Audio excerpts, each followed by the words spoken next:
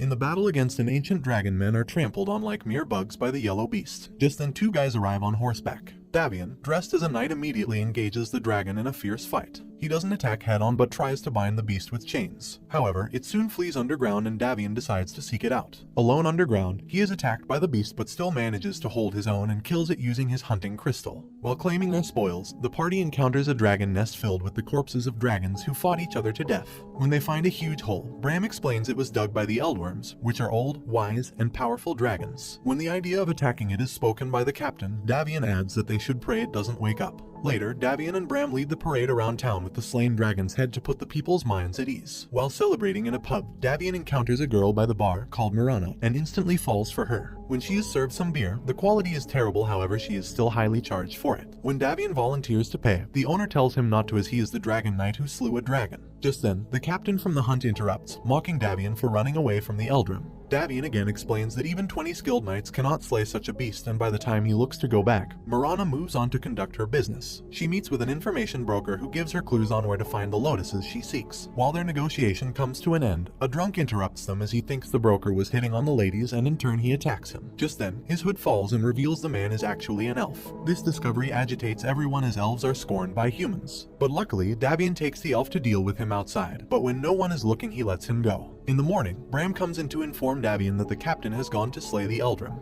In haste, Davian quickly sets out to stop him while ordering Bram to get reinforcements. Davian arrives at the nest only to find the captain has slain the Eldrim. However, it is revealed that he is possessed by an entity that begins to torment Davian using his tragic past. The demon tries to persuade Davian into letting him into his body, but a powerful dragon called Slyrek appears to avenge his Eldrim brother. A breath from Slyrek immediately incinerates the captain. When Slyrek goes to tell Davian to run away, the demon quickly takes over the body of the dead Eldrim. The 2 dragons engage each other in an intense battle that leaves Davian speechless. Soon, Slyrek is knocked down, but he proves his determination and continues to fight. On the other hand, Davian finds himself moving to aid the dragon against the demon, and together they manage to make the demon flee. Afterward, Slyrek collapses from his injuries, so Davian decides to ease his pain by ending him. Before he does, Slyrek cuts his throat in an instant. Davian manages to emerge from the hole, but he is attacked by some bandits who want to loot him. He wakes up naked to the sight of a saber tooth, Princess Marana, and Marcy, her aide. Later, Marana tries to question Davian, but he explains that all his memories are murky and jumbled. The duo let him accompany them until they get to the city. They arrive at an inn, whose owner is an acquaintance of Davian's, so they are allowed to lodge for free. While drinking, Davian coughs up a ring that another customer recognizes belonged to his brother. The customer confronts him, revealing his brother and friends were recently found shredded to pieces, and a dragon knight's armor was also found with the bodies. He attacks Davian, however he manages to defeat him with ease. Meanwhile, Marana is surprised that the black market doesn't look black but rather flashy. They are led inside where they are welcomed by Nikto. While trying to negotiate, the broker elf who works for Nikto reveals her identity, as well as the fact that she is wanted.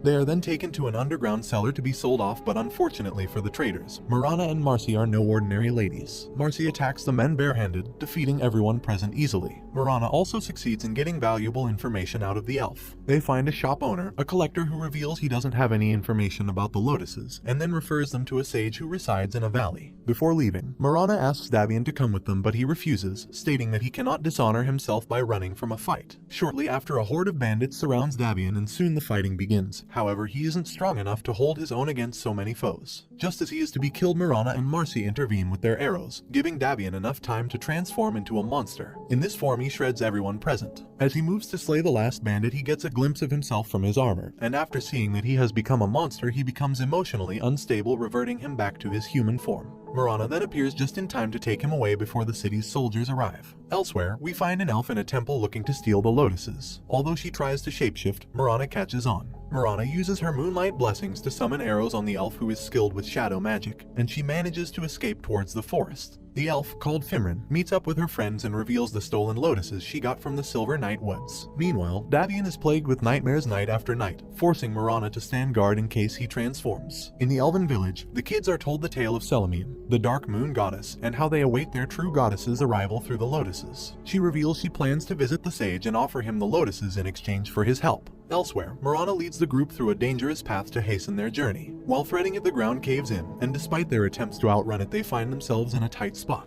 To save the others, Mirana sacrifices herself and falls into an ice pit. Fimrin leads her friends to the sage tower surrounded by flowers. Inside, the halls and passages are big and empty, filled only with books. Soon Fimrin is suddenly summoned into a void, and after she is questioned, the sage shows himself. Fimrin immediately presents the lotuses to him, but he calls her a thief and reveals no offering can bring her goddess back. He tosses a coin that teleports her to her friends in the woods. Meanwhile, Mirana finds herself in a cave filled with zombies. She gets scared and begins praying to her goddess for salvation. Deep in the cave, she encounters a light and the source of the madness. She begins to get consumed by it, but then a mysterious being reveals itself to her, thus bringing her back to her senses. She immediately runs for her life while being chased by the zombies. She continues the battle outside using her arrow to protect herself, however she is soon overpowered. Luckily, Davian comes to her aid and pays his dues by getting her to safety. Fimrin's group is suddenly ambushed by a warrior who requests for the lotuses. Although they tell her it isn't with them, she kills one of them. Fearing for their lives, the others scram to get their weapons but are also killed. The warrior traps Fimrin with her magic, but before she slices off her head, the sage intervenes and removes Fimrin from the scene.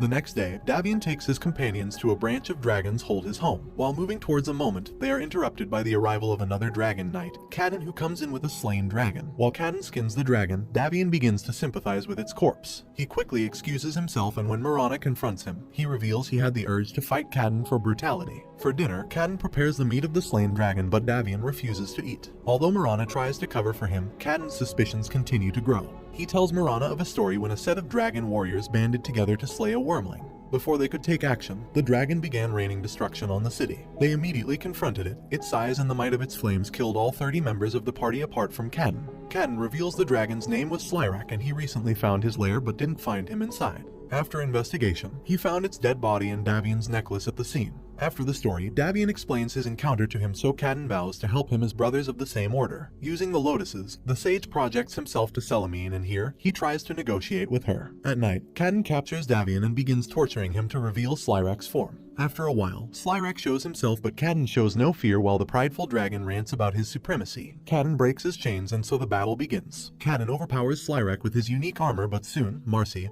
and the others come to help. Just then, Slyrak transforms into a full-blown dragon and engages Cadden in an intense battle. Cadden surprisingly holds his own, but when there's a direct exchange, Slyrak is the last fighter flying. It turns out the sage and Selimine were once married and had a daughter. The sage reveals his hatred for her was the fact she didn't save their dying daughter despite having the power to. His presence angers Selimine, so she appears to her worshippers proclaiming war on the elves, whose act made it possible for the sage to contact her. After the proclamation, Luna, the captain of the Night Silver Woods, assembles her soldiers of the Dark Moon Order to battle. The soldiers are teleported to the different elven enclaves all at once, where they begin the subjugation. Davian in his dragon form brings the entire group to safety before crashing down unconscious. His mind, however, is taken to a dream world where he walks into the midst of the other Eldyworms. Here, the Thunder Dragon reveals the name of the demon who killed Slyrak to be Terrorblade. With Davian trapped in the dream, Slyrak awakens in control and attacks Mirana and Marcy. They flee on the Saber-Tooth only to crash into the forest. Mirana wakes up from the crash only to find that Marcy has been injured. Moving forward, Marcy notices Mirana dropped a crystal, so she picks it up.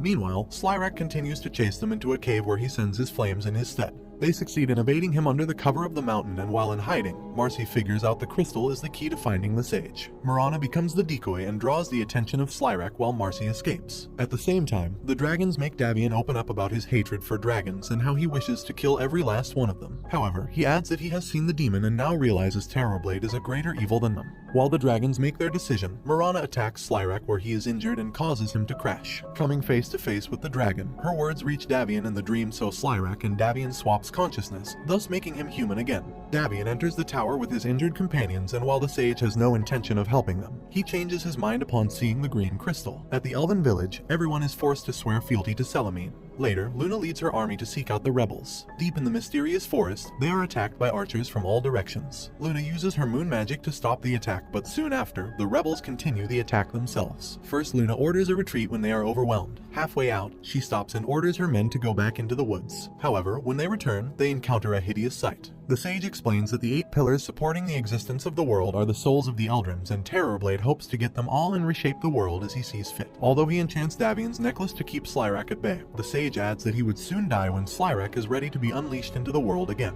When Mirana and Marcy awaken from their healing process, the sage decides to show them the true nature of their goddess. He reveals to them the destruction Selimine is bringing upon the elves by using her trusted servant Luna. Seeing the obvious truth, Mirana doesn't believe and refers to the sage as the devil of the moon. He magnanimously allows them some time to make their decision. Luna's army continues to destroy the elves until the leader of the rebel legion reveals herself. She surrenders, asking that her life be taken and her followers spared, but Luna kills them all and leaves her alive. The sage returns the lotuses to Marana with the condition that the Moon Order retreats from the Elven Enclave. Before they leave, he makes an indestructible outfit for Davian for his transformation and also lends Fimrin to them as a guide. After they leave, the sage wakes the storm dragon and begins the process of containing it. Although she struggles, he manages to obtain her soul at the end of the battle. While traveling together, Fimrin takes a liking to Davian, which makes Marana uneasy. They soon encounter a group of air dragons, so they quickly hide themselves by the rocks. Davian discovers they walked into their hunting ground, so he begins thinking of a way out of the situation. The sage has memories of his time with his daughter, who was abandoned by her mother, the goddess. She suddenly developed an illness, so he dedicated his life to curing her. He continued to live with his brilliant child alone in the tower, while at the same time working with scholars about her disease. As a last resort, he is told to seek the help of the child's mother, so he gets angry. The next morning, Marana reveals that Fimrin had run away with the lotuses. Fimrin soon encounters an air dragon but manages to keep her head in place. However, she drops the box in the river. She goes to retrieve it, but it doesn't teleport when she uses her magic. This time, she risks her life to get it but draws the attention of the dragons. They begin chasing after her, so she flees until she arrives at a cave. Inside the cave turns out to be the dragon's lair, so Davian and Marana go to help her. While Marana handles the dragons outside, Davian finds a way to stall for time so Fimrin can escape.